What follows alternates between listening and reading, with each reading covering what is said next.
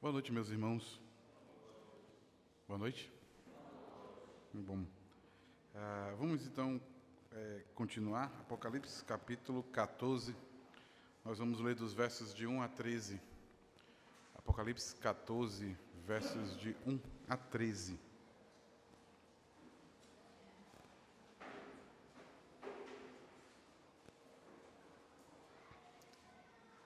Apocalipse, capítulo 14, nós vamos caminhar dos versos de 1 a 13.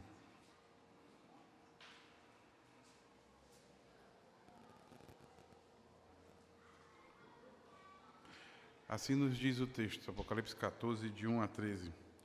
Olhei, e eis o Cordeiro em pé sobre o monte Sião, e com ele 144.000, tendo na fronte escrito seu nome e o nome de seu pai. Ouvi uma voz do céu como voz de muitas águas, como voz de grande trovão. Também voz que eu ouvi era como de arpistas, quando tangem a sua harpa. Entoavam um novo cântico diante do trono, diante dos 4 seres viventes e dos anciãos. E ninguém pôde aprender o cântico, senão os 144.000 que foram comprados da terra. São estes os que não se maculam com mulheres, porque são castos. São eles os seguidores do Cordeiro, porque por onde quer que vá, são estes que foram redimidos dentre os homens, primícias para Deus e para o Cordeiro. E não se achou mentira na sua boca, não tem mácula. Ouvi outro anjo voando pelo meio do céu, tendo um evangelho eterno para pregar aos que se assentam sobre a terra, e a cada nação, tribo, língua e povo, dizendo em grande voz: temei a Deus e dai-lhe glória, pois é chegada a hora do seu juízo. Adorai aquele que fez o céu, a terra, o mar e as fontes das águas. Seguiu-se outro anjo, o segundo, dizendo: caiu a grande Babilônia, que tem dado a beber a todas as nações do vinho da fúria da sua prostituição. Seguiu-se a esse outro anjo, o terceiro, dizendo em grande voz: se alguém adora a besta e a sua imagem, e receber a sua marca na fronte ou na sua mão, também esse beberá do vinho da cólera de Deus, preparado sem mistura do cálice da sua ira, e será atormentado com fogo e enxofre diante dos santos anjos e na presença do Cordeiro. A fumaça do seu tormento sobe pelos séculos dos séculos, e não tem descanso algum, nem dia, nem noite, os adoradores da besta e da sua imagem, a quem quer que receba a marca do seu nome. Aqui está a perseverança dos santos, os que guardam os mandamentos de Deus e a fé em Jesus. Então ouvi uma voz do céu dizendo: escreve, bem-aventurados os mortos que desde agora morrem no Senhor. Sim, diz o Espírito, para que descansem das suas fadigas, pois as suas obras os acompanham. Amém. Deus grandioso, que isso faça sentido nas nossas vidas, que isso nos dê esperança, que isso, ó Deus eterno, traga não só a memória, Senhor, daquilo que Tu hás de fazer no meio de nós, daquilo que Tu tem feito durante todo o Seu povo, mas de que traga esperança para que possamos continuar, ó Pai. Que a mesma calma, que a mesma tranquilidade e o mesmo vigor que Tu renovaste aos destinatários, aquelas 7 igrejas, que isso possas fazer em nós também, ó Deus.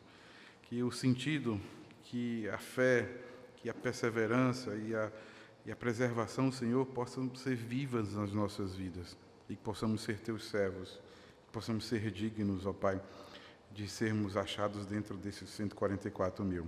É o que nós te suplicamos e pedimos no nome do Senhor Jesus. Amém, Pai. Meus amados, como vimos desde o início, João gosta muito de trazer um aspecto negativo, um aspecto positivo, um aspecto negativo, um aspecto positivo. Ele gosta muito de fazer isso, até porque ele escreve para gregos, as 7 igrejas do Apocalipse.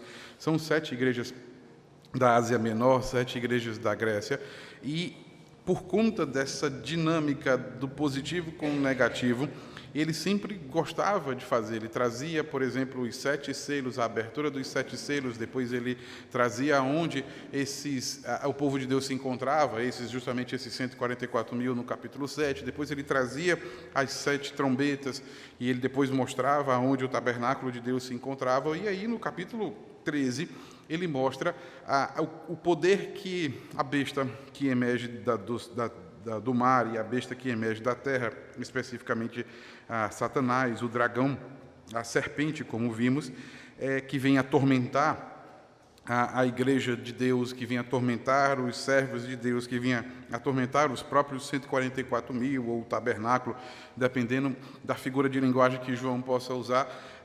E vimos a forma como ela faz isso, vimos a forma como, não podendo mais convencer a Deus, não podendo mais convencer ao Senhor no primeiro grande tribunal dos céus, e aí Satanás até mesmo sendo expulso de lá, ele vem então atormentar a igreja, e ele usa os grandes líderes, ele engana, ele seduz os grandes líderes e as nações para acharem que eles próprios estão no controle, eles próprios comandam todas as coisas, e na verdade eles são meros bonecos nas mãos de Satanás, e Satanás então usa a besta que emerge do mar, ou seja, os grandes líderes, os soberanos de todas as nações, por ele, a besta que emerge da terra, para poder perseguir a igreja, para poder matar as pessoas, e para poder mostrar a Deus, tentar provar para Deus de que sua tese estava certa, de que, na verdade, aqueles pelo qual Jesus Cristo havia morrido e aqueles pelo qual eles haviam sido escritos no livro da vida, que se encontra na mão direita de Deus, o nome de todos eles e a história de todos eles, de que, na verdade, Deus estava perdendo seu tempo e de que não deveria enviar o seu Filho para que pudesse ter vida, para que pudesse dar vida para essas pessoas, mais ou menos aquilo que, como a gente viu, que ele faz com Jó no Antigo Testamento, quando então ele chega para Deus e diz que Jó não era merecedor, não era esse que se desviava do mal, não era esse que ele fazia tudo isso só porque Deus o abençoava, que se Deus tirasse todas as coisas, ele haveria de amaldiçoar, e a mesma coisa, Satanás João acaba descrevendo que isso é que Satanás acaba fazendo aqui. E então João descreve toda essa cena das duas bestas, a que emerge da terra, a que emerge do mar, descreve toda essa carnificina que essas bestas fazem para com a igreja do Senhor Jesus, a perseguição que faz com o Senhor Jesus. Vimos também, só para ficar bem claro, a respeito do número da besta, que não é um número, não é especificamente um número, 666, não é algo, um código de barra, um chip, um QR Code, alguma coisa assim, mas, na verdade, o próprio número da besta é algo simbólico para demonstrar de que ele é o enganador, de que você precisa se render a Satanás, se render às autoridades e, consequentemente, se render a Satanás, para que você possa comprar todas as coisas, para que você possa ter todas as coisas. E a ideia é justamente de que ele é o enganador, o ludibriador, o sedutor, que se você não se render a ele, você não vai conseguir ter todas as coisas aqui na terra, você não vai lograr êxito nos seus planos aqui na terra. Mas aí, meus amados irmãos, Deus misericordiosamente, no meio de toda essa agonia, no meio de todo esse aperreio de líderes, a besta que emerge do mar, a própria serpente de Satanás, a besta que emerge da terra, no meio de toda essa agonia, no meio de tudo isso, Deus resolve chamar João para um lugar. Deus resolve dizer a João assim: vem cá, deixa eu te mostrar uma coisa. No meio de tudo isso, ele diz assim: enxerga isso aqui, para que você possa escrever para aquelas 7 igrejas isso, e não só isso, mas, lógico que pela soberania de Deus e pela providência divina, isso chegou até nós na noite de hoje, dia 18 de setembro de 2022, isso chegou para nós na ideia de que Deus, então, chama João para que ele possa enxergar algo extremamente confortante, extremamente aliviante, vamos dizer assim. Na verdade, é extremamente algo que pudesse trazer conforto, algo confortante no meio de toda aquela cena que é descrito no capítulo 13, das duas bestas agindo no meio da igreja, tentando se passar pelo Cordeiro, tentando enganar as pessoas, dizendo que a salvação era por elas e não pelo Cordeiro. E aí começa no verso 1, quando então ele diz que Deus leva ele, Deus mostra ele, e ele olha como se ele estivesse olhando para um lado, e ele resolve olhar para o outro, e ele vê o Cordeiro em pé. A razão pela qual isso é justamente de que não era a besta que emerge da terra, Satanás, que tentava se passar pelo cordeiro, não era o cordeiro, porque agora ele estava enxergando o verdadeiro cordeiro, aquele que foi morto, aquele que ressuscitou, que também é chamado do leão da tribo de Judá.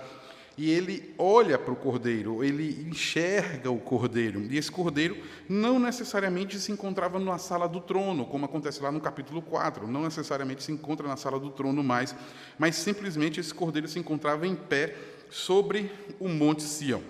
E aí no meio deles estavam os 144.000, estavam também os 4 seres viventes e estavam também os anciãos. Ou seja, todos aqueles que se encontravam na sala do trono estavam ali, só que agora ele se encontrava no Monte Sião, para que pudesse contemplar aquilo que Deus haveria de fazer. O que acontece aqui? Aqui, meus amados irmãos, é um divisor de águas, em que Deus chama toda a sua igreja, em que Deus chama todos esses que eram de todos os povos, tribos, línguas e nações. Nós não precisamos mais achar que há uma literalidade aqui. Nós já passamos por isso e vimos que esses 144.000 não é literal, mas que, na verdade, é uma forma como ele descreve aqueles que foram mortos antes de Cristo, aqueles que foram mortos depois de Cristo, e aqueles com tudo isso somado com uma multidão. Então, 12 de um lado, 12 de outro, multiplicado por 1.000, que era a multidão. Você tem de todos os povos, tribos, línguas e nações, ou seja, o quadrilátero perfeito, o quadrado perfeito, daqueles que eram salvos, aqueles que foram salvos, foram redimidos pelo sangue do Cordeiro. E ele então sobe no Monte Sião. Por que ele usa a expressão do Monte Sião aqui? Ele usa o Monte Sião porque era o lugar de onde se contemplava a cidade santa de Jerusalém. Era a partir desse monte que você poderia contemplar as obras de Deus, porque nesse lugar era o lugar onde Deus habita. Era o lugar onde Deus habitava. Era simplesmente o monte onde que era considerado no Antigo Testamento como o lugar onde Deus habitava. A cidade poderia ser vista, poderia ser contemplada. E o que o Cordeiro faz ao chamar João e mandar João escrever isso é para dizer assim: não olhem para a besta, não olhem para o poder que ela tem, até porque o poder que ela tem foi dado pelo próprio Deus. Não olhem para aquilo que ela é capaz de fazer, mas contemplem o que Deus vai fazer.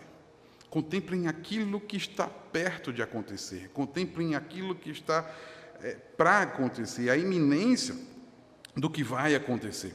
E aí ele manda chamar João e mostra não só a grande Jerusalém, a grande cidade, não só mostra isso, mas ele mostra todos aqueles que foram salvos pelo Cordeiro. Todos aqueles que foram salvos pelo sangue do Cordeiro. E aí que ele usa os 144.000 de todos os povos, tribos, línguas e nações. E ele faz questão de enfatizar que aquilo que está escrito não é o número da besta, não é a marca de Satanás, mas, na verdade, na fronte está escrito o nome de Deus. Na fronte está escrito o nome de Jesus e o nome de seu Pai, ou seja, na fronte deles, marcados, estão por aqueles que foram comprados pelo sangue do Cordeiro, aqueles que foram salvos, aqueles que os seus nomes estão descritos na mão de Deus, no livro da vida, e aqueles que foram salvos pelo sangue do Cordeiro. É esse que eles contemplam, é isso que ele coloca, de que por mais poderosa que possa ser as duas bestas, a da terra, a do mar e a da terra, por mais maléficas que elas possam ser, por mais dolorosas que possam ser as suas chagas e as suas patas, por mais que elas venham a tirar a vida, na verdade ele mostra para João e para aquelas igrejas da Ásia Menor, e ele simplesmente diz: contemplem isso, é nisso que vocês precisam se agarrar, é isso que vocês precisam ver, é isso que vocês precisam enxergar, que não importa o que vai acontecer, não importa o que venha acontecer, não se deixem seduzir pelas palavras da besta, não acreditem que é necessário que vocês se rendam a elas e usem a marca dela, metaforicamente falando, porque dentro de vocês existe já a marca do Pai, selado vocês foram, outorgado lhe foi dada a salvação. Não precisa vocês simplesmente temerem a besta, achando que vocês só vão conseguir alguma coisa na vida, só vão conseguir lograr êxito na vida se renderem a Satanás. Não pensem isso, porque vocês estão diante de Deus, vocês são aqueles que foram salvos pelo sangue do Cordeiro, e a Nova Jerusalém está iminente, e vocês aqui diante do monte, vocês conseguem contemplar todas essas coisas. A visão que João mostra é a visão de conforto. É a visão de conforto de que a gente precisa continuar perseverando. É de que a gente precisa continuar, mesmo que os nossos planos possam vir ser frustrados, mesmo que muitas das vezes aquilo que anseiamos, que queremos, que batalhamos, que suamos, não consiga chegar ao seu objetivo, ao nosso objetivo. João está dizendo que não vale a pena nós abandonarmos a fé por conta disso, não vale a pena negarmos a fé por conta disso, porque o nosso futuro está selado, ou seja, está nas mãos de Deus. E ele diz, olha para os 144 mil e olha para eles e vejam que por mais que a besta nos alcance, nós estamos diante do Pai contemplando o lugar para onde vamos, a Nova Jerusalém, para onde vamos. Aí fica a pergunta, quem são esses 144 mil? E novamente ele repete a mesma coisa do capítulo 7. Ele diz de novo, e ele diz que, olhe para no verso de número 4, ele diz muito claramente, no final do verso 3, ele diz que esses 144 mil foram os que foram comprados da terra, ou seja, comprados do sangue do Cordeiro, e ele diz que eles são aqueles que não se macularam, são aqueles que são seguidores de Cristo onde quer que vão, são aqueles que foram redimidos pelo sangue do Cordeiro, e vejam como ele chama essas pessoas, vejam como ele chama a igreja do próprio Senhor Jesus. Ele diz que eles são as primícias para Deus e para o Cordeiro. Ou seja, meus amados irmãos, ele simplesmente diz que a razão pela qual Deus assim faz essas coisas é por conta, para que a sua igreja possa ser salva. É a menina dos olhos. Jeremias vai usar essa expressão no Antigo Testamento, que ele chama de que o povo de Israel, ou seja, o povo de Deus é a menina dos olhos de Deus. Aqui João usa a expressão de que ele é a primícia dos olhos de Deus, é a principal, não só de primeira, mas é a principal razão de Deus. E aí você vê que ele faz o contraponto de que eles não só têm a marca de Deus escrito, mas eles também não se acha mentira na sua boca, e eles não têm máculas, porque são santos, foram lavados, alvejados, as suas vestes são brancas, alvejadas pelo sangue do Cordeiro. Aqui, meus amados irmãos, pode trazer a esperança para muitos de nós, e eu espero que isso traga esperança para todos nós, esperança para muitos de nós, mas serve de alerta também para todos nós. A esperança, ela é no sentido futuro, de que o que nos aguarda é que deve nos fazer esperançar. O que nos aguarda é o que deve nos fazer permanecermos fiéis. O apóstolo Paulo, quando ele, não pensando dessa forma, mas concatenando com as mesmas ideias, o apóstolo Paulo diz que a perseguição, a tribulação é que vai nos trazer perseverança. Ou seja, a tribulação é que vai nos fazer permanecermos firmes. E o permanecer firmes da perseverança é o que vai nos trazer esperança. E a esperança é justamente isso que o apóstolo João enxerga, que é o Senhor, o Cordeiro, com toda a sua noiva, com toda a sua igreja, em pé no monte, diz assim, contemplai aquilo que eu fui fazer. Contemplai as novas moradas que eu fui fazer. Basta nós lembrarmos que o próprio apóstolo João testemunha, lá no capítulo 14 do seu evangelho, quando Jesus, então, vamos dizer assim, toca fogo no parquinho e diz para o colegiado apostólico que ele vai embora, porque ele vai preparar morada para a sua igreja, morada para todos nós, e os discípulos não querem deixar Jesus ir, e ele simplesmente toca fogo no parque e literalmente vai morrer, e depois ressuscitar e depois vai embora. É isso que ele acabou de fazer. Ele simplesmente chega e diz, contemplai as moradas que eu fui fazer. Essas são as moradas que eu fui fazer. A obra está pronta. Então, ele diz, permaneçam fiéis, permaneçam imaculados, permaneçam redimidos, permaneçam seguindo o Cordeiro, mesmo que isso venha a tirar a vossa vida. Mas permaneçam, fiéis, para que vocês possam não só olhar, não só contemplar, mas possam experimentar também. E aí aparecem então 3 vozes, 3 anjos, que na verdade são 3 anjos e uma quarta voz, na verdade são 4 vozes de 3 anjos, e que na verdade são 3 advertências, 3 juízos, 3 advertências para gerar um juízo, e uma quarta voz que é uma voz de alento para a igreja. Olha o que ele diz. Vi outro anjo voando no meio do céu, e ele começa a dizer que quem são esses 44 mil, ou 144 mil? São aqueles que temeram a Deus e deram-lhe glória. Só que aqueles que não temeram a Deus e que não deram glória àquele que criou os céus, a terra, o mar e tudo que neles há, e a fonte das águas, ele simplesmente diz: chegou a hora do seu juízo. Aqui é importante nós entendermos de que parece que ele está falando a respeito de algo bom, ou seja, temei a Deus e dai glória, como se fosse uma espécie de uma nova pregação para aqueles que não fazem parte dos 144 mil. Só que não é isso, porque quando ele diz que é chegada a hora do juízo, o juízo de Deus, os 144 mil não vão passar pelo juízo de Deus. Nós, se Deus assim nos permitir, oxalá queira o Senhor, aqueles que são lavados pelo sangue do Cordeiro não comparecerão ao tribunal divino.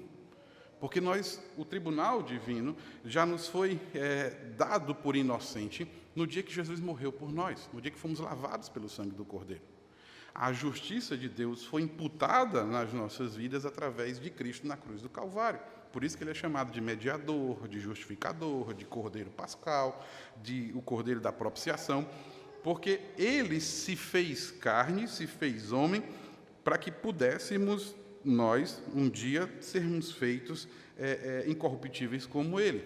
Ele não se fez pecador, ele se fez pecado por nós, para que pudéssemos sermos livres e lavados pelo sangue do Cordeiro, alvejados pelo sangue do Cordeiro, como vimos. Então, quando ele diz que é chegada a hora do juízo, nós não faremos parte disso, porque nós já fomos salvos, nós já fomos inocentados. A justiça de Deus nos alcançou através do sangue do Cordeiro. Não cabe a nós nenhuma sentença mais, não cabe a nós mais nenhum juízo de Deus, não cabe a nós mais nenhum julgamento, porque nós fomos selados pelo sangue do Cordeiro e salvos pelo sangue do Cordeiro. Percebe-se claramente de que essas vozes não são para os 144 mil, não são para nós, elas não são referidas a nós, porque desde o capítulo 7, a visão nos mostra claramente de que todos nós já fomos salvos, todos nós já fomos selados, todos nós já fomos alvejados. Mas simplesmente ele está dizendo que deve-se temer a Deus e deve-se dar glória como se fosse uma sentença de juízo, ou seja, ele está dizendo, todos aqueles de povos, tribos, línguas, nações, que não deram juízo, não temeram a Deus, ao contrário, se renderam à besta e às imagens da sua besta, que eram os soberanos, que não deram glórias, que acharam que a soberania se encontrava neles e não adoraram o que fez os céus, a terra e o mar e todas as coisas, e ao contrário, foram adorar a besta e os seus seguidores. Todos esses passarão pelo tribunal divino. Todos esses comparecerão e serão julgados, porque o dia do julgamento chegou. E aí a palavra aqui, meus amados, literalmente é o dia da nossa vingança. Enfim, chegou. Não é à toa que, a partir do verso 14, o anjo vai sair para ceifar. O anjo vai sair para, literalmente, começar o juízo. Mas não para nós. Para aqueles que, como ele diz, para aqueles que seguem o Cordeiro independentemente de onde é que vá. Para aqueles que são lavados pelo sangue do Cordeiro.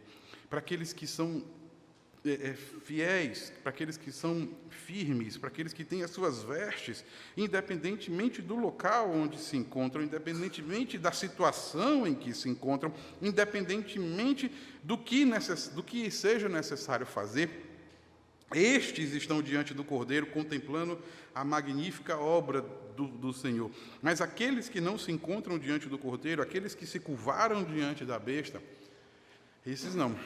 O dia do juízo chegou. E aí o que aconteceu? O que vai acontecer nesse dia do juízo?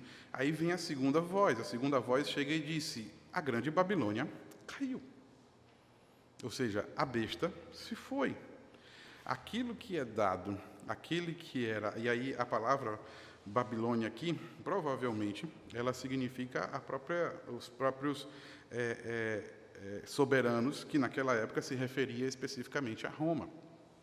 De que o soberano, aquele que mandava matar os cristãos, que jogavam os cristãos aos leões, que jogavam os cristãos, que matavam os cristãos para servir de entretenimento para o povo, a grande Babilônia, que era ludibriada pela besta que emerge da terra, ou seja, o próprio Satanás, que, vamos dizer assim, servia de mal para todas as nações, caiu, acabou. Não tem mais poder sobre as pessoas. Então, ele mostra muito claramente de que nesse dia será o dia do juízo, nesse dia será o dia em que os soberanos cairão, e a terceira voz mostra para nós que nesse dia será o dia em que as pessoas aprenderão a beber do vinho da ira de Deus. Olha o que ele diz no verso 9 até o verso 11. Olhe para a sua Bíblia aí. Veja se você consegue enxergar o que eu enxerguei. O terceiro anjo aparece no verso 9.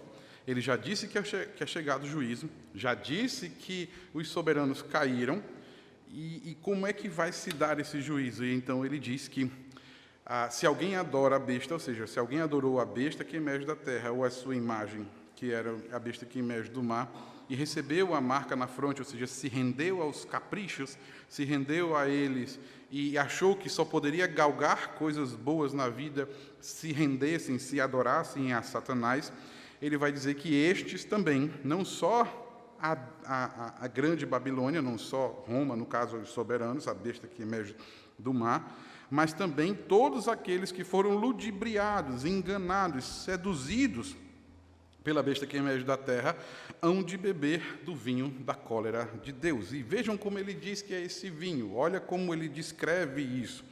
Ele diz que o vinho, do verso de número 10, ele diz que o vinho da ira de Deus, o vinho da cólera de Deus, é um vinho puro, ou seja, não tem água, não tem, como é que eu posso dizer, não tem uma parte mais que alivie, não tem algo que não tem um anestésico que possa diminuir a dor. Não só esse vinho é puro, mas ele é atormentado com fogo e enxofre. E tudo isso será feito diante dos anjos e diante da presença do Cordeiro. Ou seja, é o dia do juízo, é o dia do julgamento, é o dia em que vai proferir a sentença. Bem aqui, meus amados irmãos, nós temos uma encruzilhada, que na verdade eu não entendo como uma encruzilhada, mas é só um norte que a gente precisa seguir. É de que muitas das vezes as pessoas acreditam que essa sentença é uma sentença e de que as pessoas, ao tomarem o vinho da ira de Deus, a serem sentenciados à morte eterna, o fogo e o enxofre consumirão essas pessoas. Essas pessoas chamam isso de aniquilamento da alma. E de que aqueles que irão para o céu gozarão da eternidade com Deus, mas aqueles que foram condenados e forem para o inferno, esses perecerão e morrerão. E não passarão a eternidade sofrendo, como os santos passarão a eternidade vivendo na perfeição, no novo Éden. Mas aqui mostra justamente o contrário. É de que esse cálice, que é a sentença de Deus, sem anestésicos, sem mistura, puro, atormentado pelo fogo e do enxofre, ele vai dizer que a fumaça desse fogo e esse enxofre atormentarão pelos séculos dos séculos, sem haver nenhum momento de alivio, e nem sequer de dia e de noite. Ou seja, o que ele está tentando mostrar para nós é de que assim como aqueles que serão salvos pelo sangue do Cordeiro gozarão da eternidade com o Cordeiro, aqueles que serão julgados e serão condenados, literalmente sofrerão a ira de Deus, a justiça de Deus durante toda a eternidade. Não existe aniquilamento da alma, não existe essa ideia de que a sentença, não existe, o inferno é só para Satanás e seus anjos, e a sentença é de que os seres humanos que forem condenados, eles perecerão, eles morrerão, eles deixarão de existir, como se houvesse esse aniquilamento. Aqui mostra muito claramente para nós que não, que a sentença é justamente de que aqueles que não deram glória ao Cordeiro, aqueles que não deram glória a Deus, aqueles que se curvaram diante da grande Babilônia e aqueles que adoraram a besta e colocaram a sua marca metafórica para que pudesse galgar e conseguir todas as coisas, ao que resta a eles é o cálice da ira de Deus e a sua sentença eterna, a sua sentença condenatória eterna. Sofrerão eternamente. E veja que João é muito enfático. Ele diz, sem descanso algum, de dia e de noite, única e exclusivamente porque adoraram a besta e a sua imagem e não adoraram ao Cordeiro e muito menos a Deus. E nós, no meio de tudo isso, estamos contemplando, junto com o Cordeiro, alegres, felizes, satisfeitos com toda a obra que o Cordeiro fez por nós. Por que João coloca isso, meus amados irmãos? É por conta do verso 4, do verso 13. Por que isso parece ser tão duro, parece ser tão penoso, parece ser tão uma sentença muito dura para essas pessoas, mas por que ele está dizendo isso? É justamente por causa do verso 13. Olha o que ele diz. E ouvi uma voz dizendo, escreve, João, escreve. Por quê?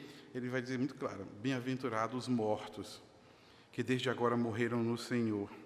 Sim, diz o Espírito, para que descansem das suas fadigas, pois as obras os acompanham. Que obras são essas? São as obras do verso 4 e do verso 5.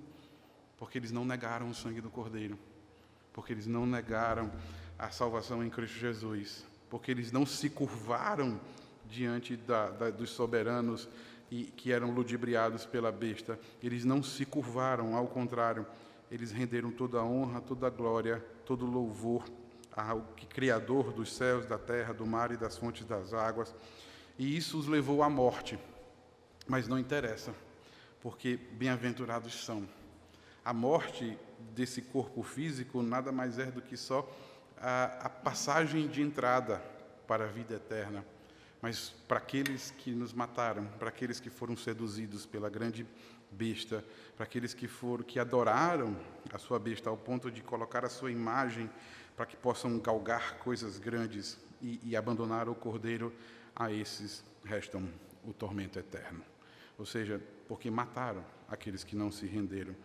E aí, Jesus, o anjo, na verdade, os traz para mostrar para eles que o que eles vão sofrer é muito pior do que aquilo que eles fizeram contra a igreja de Deus. Eu costumo dizer, meus amados irmãos, que ainda bem que o livro do Apocalipse não é uma novela da Globo. Ainda bem. Sabe por quê? Porque na novela da Globo, o herói passa a novela todinha apanhando. E o vilão passa a novela todinha batendo no outro. Só que o que acontece no final? O vilão morre.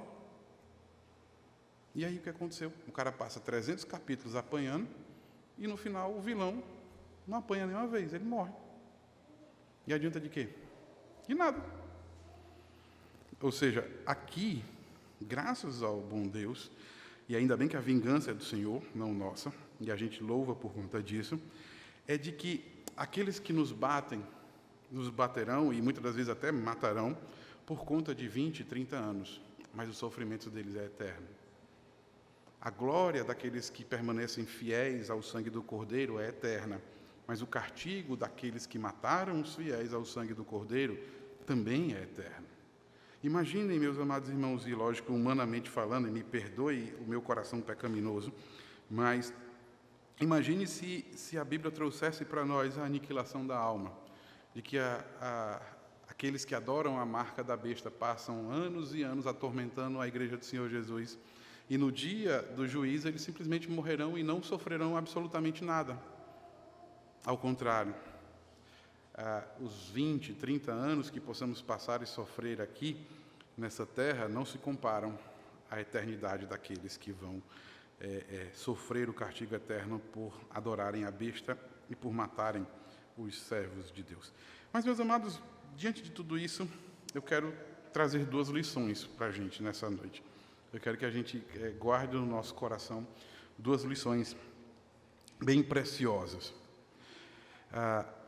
Eu não consigo, e me perdoem por isso, mas eu não consigo mensurar essa visão. Eu não consigo. Eu tentei imaginar como seria essa visão. E tentei imaginar alguma coisa assim que pudesse se assemelhar, quer pudesse ser as dunas dos Lençóis, ou pudesse ser alguma paisagem no sul do Maranhão, ou alguma estrada que eu já pudesse ter ido. E digo a vocês que isso me fez até procurar lugares bonitos no mundo que pudesse refletir isso. Não tem como. Não tem como, porque aqui a terra foi restaurada. A obra de Jesus está completa. O que vamos contemplar não pode ser medido, porque toda a beleza que possamos encontrar hoje na face da terra, ela é contaminada pelo pecado. Aquilo que os 144 mil, e queira Deus, pelo amor do Senhor Jesus Cristo, eu esteja no meio desses 144 mil aqui, é contemplar aquilo que não tem pecado. É contemplar aquilo que não tem pecado. Ou seja, a esperança que isso precisa trazer nos nossos corações é de que aquilo que nos aguarda, a coroa da vida, o prêmio, a salvação em Cristo Jesus, a nova morada, a nova Jerusalém, a terra restaurada, a terra redimida, o novo Éden, o novo jardim que se encontra dentro do Éden, não só mais com 4 rios e com várias frutas, mas agora com ouros, com cristais, com ruas perfeitas, aonde não há mais essa briga, onde não há mais essa hierarquia, onde tudo é muito perfeito, tudo é muito farto, tudo é muito puro, tudo é muito maravilhoso. E a gente vai ver isso quando chegar lá. Muito, ou seja, o novo jardim que se encontra no Éden, ele é como se o Cordeiro chegasse e dissesse assim, olhem para isso aqui, vejam se não vale a pena. Olhem para isso aqui e vejam se não vale a pena. Por mais atrativo, por mais gostoso aos nossos olhos que aquela bendita fruta possa ser, e que aquilo que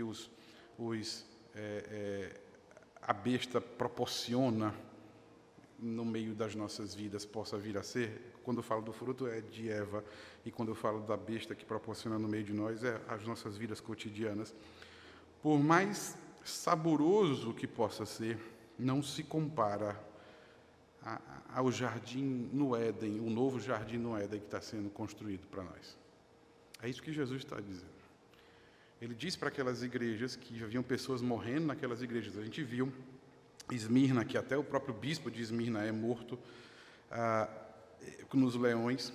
Você percebe muito claramente que não vale a pena você se render. Não vale a pena você retroceder. Não vale a pena negar o sangue do Cordeiro por algo que momentâneo, porque o que nos espera é eterno. O que nos espera é maravilhoso ao ponto de não conseguirmos descrever. E eu vou um pouco mais além, de que nem o próprio João, quando chegar lá no capítulo 20, nem ele consegue descrever.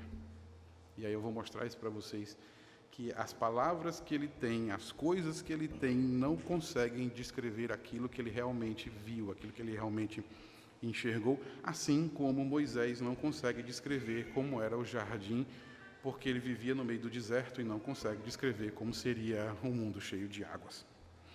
A segunda lição que eu quero dizer para você é que não se preocupem com aqueles que zombam de você, por causa de Cristo. Não é zombar por causa da besteira que a gente faz, não. Porque tem, às vezes, a gente acha que, zombou de mim porque então eu vou para o céu e tu vai para o inferno. Não. É aqueles que zombam de nós por causa do nome do Cordeiro.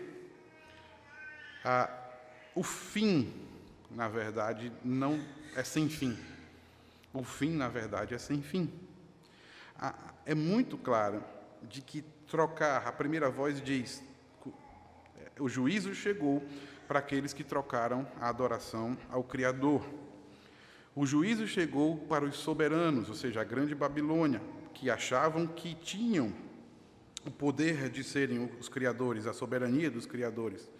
E o que juízo é esse? É o juízo da condenação eterna, da dor eterna, do cálice da ira de Deus eterno, de dia e de noite, sem descanso algum. Ou seja, meus amados irmãos, isso não é história da carochinha, isso é verdadeiro. Aqueles que adoram, aqueles que trocam Deus por qualquer outro ídolo, aqueles que trocam Jesus por qualquer outro ídolo, o fim é esse. Os anjos que dão essas